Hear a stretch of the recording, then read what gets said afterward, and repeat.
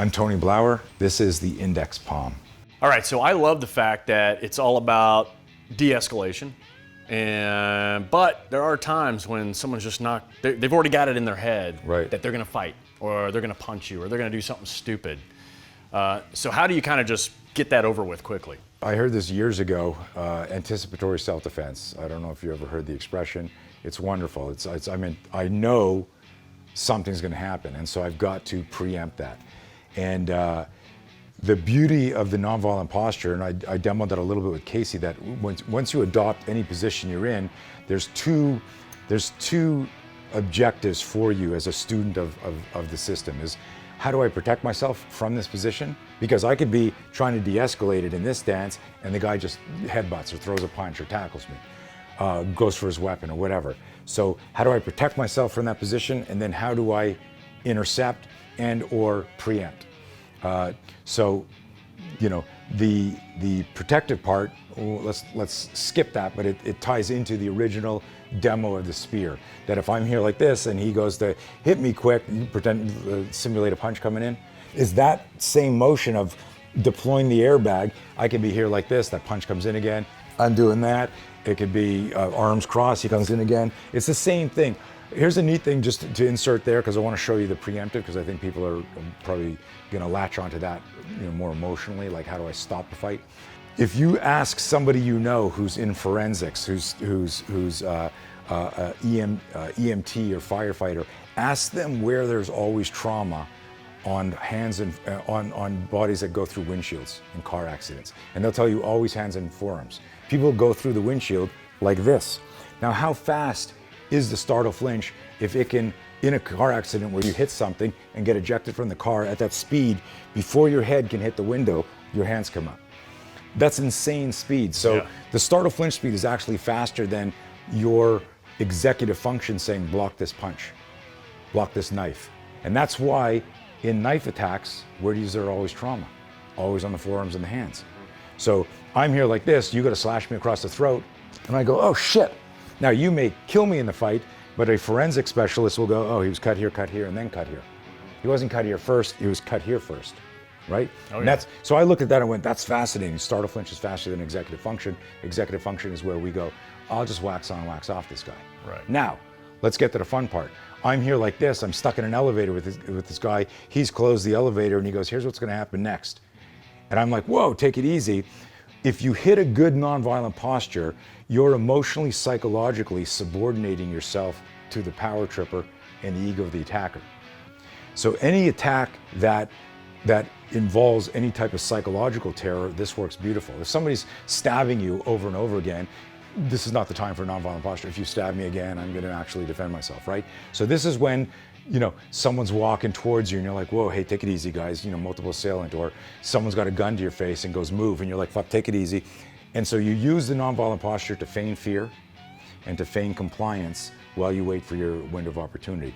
The classic nonviolent posture, the negotiation position, works like this. Remember we talked about fingers splayed outside 90? So we mirror physiology here. Our fingers are splayed, we're outside 90, my hands are up, and the organic fear of being in a real confrontation is gonna be there. I use that to feign the fear, and then I blade a little bit as I'm patting the air going, Clint, take it easy, calm down, right? And I'm doing this. At some point, that's gonna seduce you moving in.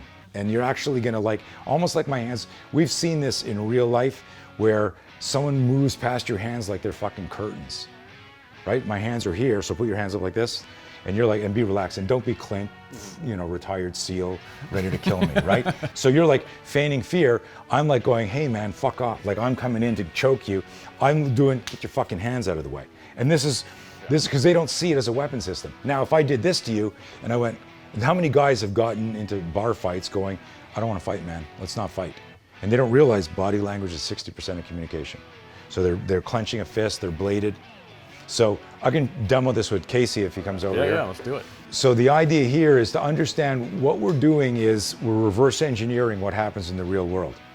That if Casey is the good guy in this scenario, and I'm just going to demonstrate something here. I'm standing here, I look up and down, I'm sizing him up.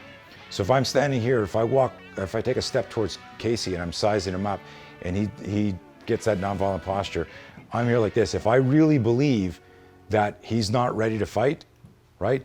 Don't do anything. I'll go, hey man, remember me, motherfucker? I'll move here. And this is what people do, right? They'll walk in with their gun, with their knife. And you gotta understand, this system is so different, it inserts before a number one and a number two, right? So people go, well, yeah, but if I would just come at you at a number one, or I would come at you down the middle. If you're already in this place here, or somebody's already slashing, you forgot all about everything I'm teaching. And in the real world, this is what happens first, where someone goes, I'm here like this, stay in that position, and I'm here like this, and someone goes, you know, fuck you, man, I'm gonna cut you, right? Or they go, you piece of shit. There's always a pre-contact load up. Relax for a sec.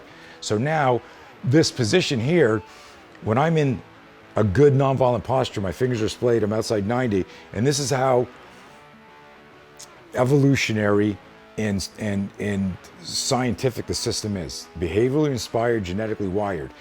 If Casey simulate a haymaker but freeze, lock and load it really fast, right? That's what a normal human would do. Hands would come up, I push away danger. Step back and relax for a second. Look what I'm doing. The body's cross-extensor chain of pushing away danger is actually a fucking palm strike. So when I teach somebody, the inside of your startle flinch is actually this. They go, holy shit. And so I tell them, you know that 10,000 reps metaphor we always read about? Macklemore made it famous, but it was really Erickson, the researcher in Europe, with 10,000 hours. I tell people, like, what's your big fear? If I show you how to index palm, I call it an index palm because when we nail the guy, we stay there like the creature from Alien. I don't throw palm strike and recoil like a boxer firing a jab. And the reason for that, and so like the definition of the index is I want to fire the shot and be on his face because my tactile sense at that moment is the most accurate. Not my eyes and not my sense of hearing. I might have tunnel vision, I might have auditory exclusion, guy's pointing in my face, he's threatening me. You're pointing in my face, you're threatening me, be a better bad guy, you're threatening me. And I'm here like this and I'm going, fuck, he just, he said, I know where your kids live. And I decided, fuck this shit. And I'm like, whack, I'm gonna nail him here and not recoil. The reason for that is if he spins, falls, turns, or reaches for a weapon I didn't notice, I'm gonna feel that through my sense of touch. So I literally, you remember when the aliens grabbed the creature from Alien? That's what I'm doing. That's why we call it index. If I index my knife, if I index, right? It's a beautiful thing, it's easy to do. So we're not now teaching it as a martial move. I'm face palming this guy and holding him. To practice it when you do it, it's super simple. You can do it on any target. You can just put it out there, just slam somebody. And we teach it with both hands. But the most important one is the lead hand, because when we flinch, our closest limb is what pushes towards the danger. But what I want people to see is that if I'm here like this and he starts a punch, that this motion of micro flinch and push away danger, if I change my axis and I change my tactical athletic mindset, drop everything now, stand up straight, and I'm here like this or I'm here like this, that motion that I did here is actually this motion, but now I've got good torque. I'm rotating my body into it. I need everyone to see that inside the tactical movement is the same protective wiring of a 100,000-year-old DNA survival reflex. Awesome. Yeah, and that looks devastating. It's so interesting hitting somebody with it or doing scenarios because they don't fucking see it. They don't see it at all. What I was relating to, as soon as you said that tactile piece and how that becomes your eyes and ears and everything in the middle of it, I mean, immediately I was relating it to either prisoner handling or bad guys that I've dealt with. You're indexing them. And you're all of a sudden realizing, it's so true because the biggest piece is low light. You end up relying on feel more than anything else in that moment. And all I was doing was going back going, oh yeah, I do remember that. I remember the fact that when I had someone, I could adjust whatever I was going to do next just based on what they were doing. Exactly. Right? So, and you didn't even realize that if I were escorting somebody like this, you knew, like grab my elbow and walk me. Yep. But walk me somewhere. You knew when this happened, something else is about to happen. they're about to do something. So But you didn't know why. Right. You just used intuition. Yeah. So we talk about this as the 3 I's in the system: instincts, intuition, intelligence. Trust our instincts, apply our intuition, and that becomes intelligence. So you'd figure it out. So I looked at all you guys. I mean, all you tier 1 guys and other people, and I was like, what are they doing that they don't even know that they're doing it? You just do enough reps and you live through it, you start to figure it out. Yeah, you feel like you're just always on the ready, right? You can't trust any bit of what you're doing or what's going on in that moment, so you're always kind of on guard, but you do a good job breaking down that guard piece and how you can react accordingly. Well, but that's, like, I look at myself as not as a fighter, as a coach. And my job is to inspire performance, and I can't inspire performance in anybody if I can't break down the biomechanics, the rep scheme, and then to develop suddenness and appropriateness when it's a violent stimulus. And so you got to break down. For some people, they dive right into the neuroscience and they connect to that. Other people they're more of like, no, you got to show me, I got to feel it. I mean, I've had some guys go, you don't have to hit me with that, I don't believe that, right? And then they're like, they got to feel the move. But everyone needs, anybody who's going to fight, Bruce Lee said you can't learn to swim standing on a beach, right? At some point you crawl all down, you can do all this, but if you don't jump in the water, and then to remember that if I blow up a shark and I throw it in there, that's not a real shark. And I always tell people, your scenario-based training should be based on evidence, and it should be the most realistic fake shit you can come up with. I believe it. Yeah. And I always tell people it's fake.